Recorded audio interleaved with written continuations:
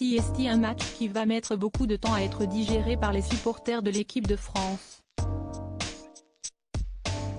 Le 18 décembre dernier, les Bleus affrontaient en finale de Coupe du Monde l'équipe d'Argentine dans un match à l'enjeu capital et finalement remporté au tir au but par les partenaires de Lionel Messi.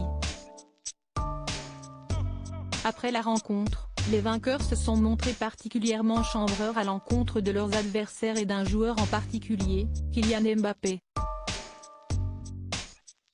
Le gardien Emiliano Martinez n'a pas hésité à se moquer publiquement de la star du Paris Saint-Germain, s'attirant les foudres de nombreuses personnalités françaises, à commencer par l'ancien champion du monde, Emmanuel Petit. Consultant spécialisé dans le football et intervenant régulier dans l'émission Roten sans flamme sur RMC, l'ex d'Agathe de la Fontaine est revenu sur l'attitude qu'il juge déplorable d'Emiliano Martinez et ses termes sont plutôt durs.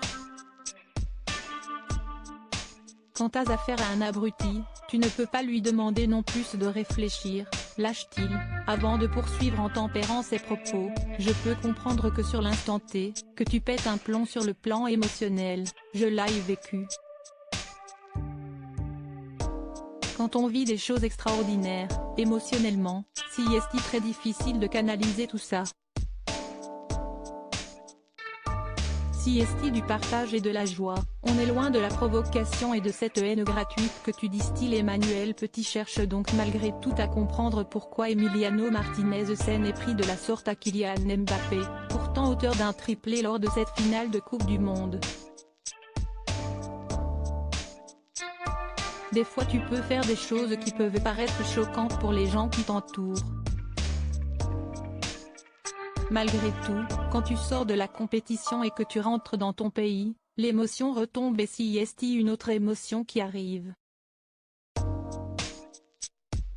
Là, CST du partage et de la joie, on est loin de la provocation et de cette haine gratuite que tu distilles, poursuit celui qui a rarement la langue dans sa poche lorsqu'il parle football.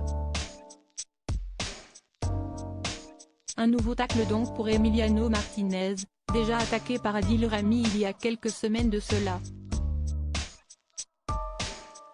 Face à toute cette déferlante de critiques et d'animosité, le gardien de but argentin a d'ailleurs choisi de faire l'acquisition d'un chien de garde, qui lui a coûté une petite fortune.